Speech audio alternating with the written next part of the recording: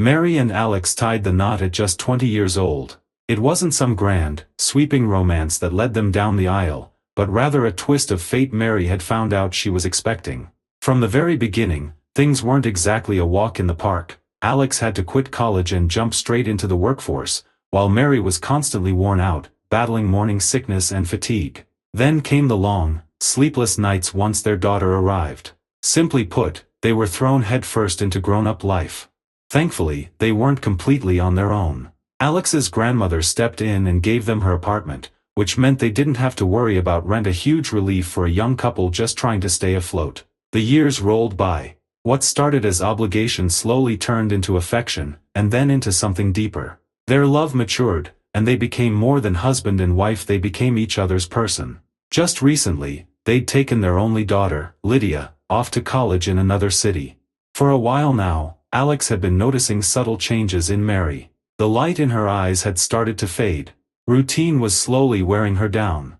And after Lydia left, it was like something in her simply gave out. She looked drained, hollowed out. Watching the woman he adored crumble like that tore him up inside, so he did what he could to lift her spirits. Then one day, he had an idea. Maybe a change of scenery would do her good, just the two of them, away from the house and the memories. So he suggested a short getaway at a countryside resort. They rarely did things like this, which made the offer all the more surprising and welcome. Mary agreed, and once they got there, it was as if a weight had been lifted from her shoulders. That tired look on her face began to soften into a genuine, easy smile. They were having lunch at a restaurant on the resort grounds when Alex noticed something odd. Mary wasn't paying him any attention. Her eyes were fixed on something or someone across the room, and there was a sly little smile playing on her lips. Curious, he turned to see what had caught her interest. And there he was, a young guy, probably no older than 22, flashing a radiant smile in their direction. That's when it hit Alex. "Hey, you mind turning your eyes back this way?" he said, trying to keep the mood light. He didn't scold her though. If he was being honest, the whole thing stung. Months passed after that trip, and life settled back into its familiar rhythm. Then one day, while Alex was at work, his phone buzzed. It was Steven, an old buddy he hadn't seen in a while. Out of the blue, he was calling and wanted to meet up after hours. That evening, they sat down together, and Steven, acting a little hesitant, started poking around, asking how things were going at home. The questions were strange, careful, like he was tiptoeing around something. "You're being weird, man. What's going on?" Alex asked, raising an eyebrow. "Yeah, I know," Steven sighed. "It's just, I saw something the other day, and I didn't want to jump to conclusions before talking to you." Steven then launched into his story. He'd stopped by a cafe during lunch, waiting on a coworker, when he spotted Mary. She wasn't alone. She was sitting with a young guy again, looked to be in his early 20s. What caught Steven off guard wasn't just the company, but how nervous Mary seemed. She kept glancing around, like she was worried someone might see her. She hadn't noticed Steven. He'd been seated far across the room. What were they doing? Alex asked, his stomach nodding as his mind went to dark places. "Nothing inappropriate," Steven said quickly. "They ordered food and drinks, that's all." But she was laughing. A lot. And the way she was looking at him like he was the most fascinating thing in the room. It just didn't sit right with me. "Thanks for telling me," Alex replied quietly, his expression hardening. "I'll handle it." Alex quickly shifted the conversation back when Steven first brought it up. He didn't want their long overdue meetup to get drowned in suspicion. But that evening, he couldn't shake the image of Mary laughing with that young guy. Something inside him needed answers. At home, he asked her outright what was she doing at that cafe, and who was the young man. "Oh, you mean Connor?" Mary laughed lightly, like it was nothing. "That's Stella's son. We were just waiting for her." The explanation came so quickly, so smoothly, it threw him off. Stella, of course. A friend of Mary's. The story made sense, on the surface. Alex didn't push it further. Maybe he didn't want to believe there was anything to push. Still, something felt off. In the weeks that followed, Mary seemed different. She walked with a renewed spring in her step, or that secretive smile more often, and her phone seemed to never leave her hand. Alex did everything he could to suppress the growing unease in his chest, dismissing it as paranoia. But the image of her across from that young man kept flashing back in his mind, and no matter how he tried, he couldn't convince himself it was nothing. One evening, weighed down by his thoughts, Alex decided to walk instead of heading straight home. He needed air, needed to think. He'd barely gone 2 blocks when someone called out to him. He turned, distracted, and at first didn't recognize the woman approaching with a bright smile. Then it clicked: Stella. Mary's friend. The woman whose son, supposedly, had been at the cafe that day. They exchanged the usual pleasantries: how have you been, how's life, that sort of thing. Then, casually, Alex asked, and how's your son doing? Is he studying? Working yet? Stella chuckled. Connor? Oh, that one. If he can get through the quarter without failing another class, we'll throw a party. Alex blinked. Wait, he's still in school? High school, yeah. Barely, she laughed again. The blood in his veins went cold. That boy in the cafe hadn't looked like a teenager. No way. Stephen had said early 20s and Alex remembered him clearly now. Confident. Polished. Definitely not a high schooler. Trying not to show anything, he quickly shifted the topic. When did you last see Mary, by the way? Stella tilted her head thoughtfully. Must have been last year, I think. Been a while.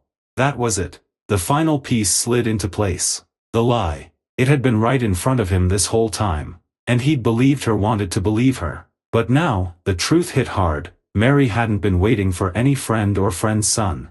She had been hiding something. Hiding someone. Without another word, Alex wrapped up the conversation and turned for home, his heart pounding. His pace quickened.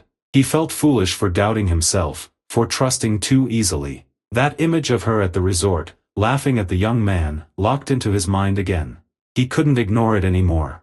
This wasn't just a hunch. He knew now. By the time he reached his building, the sky had started to dim. He rushed into the entrance and hit the elevator button with trembling fingers. On the ride up, his thoughts swirled into a storm. The doors opened. He stepped out and then froze. A shadow moved up the staircase to the floor above. Someone hurrying. Someone who didn't want to be seen. Alex's eyes narrowed. He couldn't see the person's face, but everything about that quick, nervous movement screamed guilt. And there, standing in the doorway to their apartment, was Mary. She turned as he approached, her face already tense before he said a word. Their eyes locked. And in that look, he read everything he needed to know. She was caught. Do you want to tell me anything? Alex's voice rang out sharply, reverberating through the stairwell. He didn't cross the threshold, just stood there, rigid, his eyes locked on his wife. Please don't raise your voice. The neighbors can hear, Mary replied in a hushed tone, stepping aside as if to let him in. He didn't move. Did you come out to meet me? He asked coldly, or were you just seeing someone off? Not you. A man's voice called mockingly from the floor above. Mary flinched and hissed under her breath, I told you to leave. Alex's gaze sharpened. That's him? Your lover? His tone dripped with disdain. The very one, the young man called out again with audacity. And you can leave now too. Nobody here's waiting for you. You're a bore. It was the last straw. In a flash, Alex stormed up the steps. One hard punch wiped the smirk clean off the kid's face. Mary rushed in to stop things from spiraling further, but it was too late. Before you start throwing insults, Alex growled, towering over him, you might want to find out whose apartment this is. Turning to his wife, he spat, take your things. And don't think about coming back.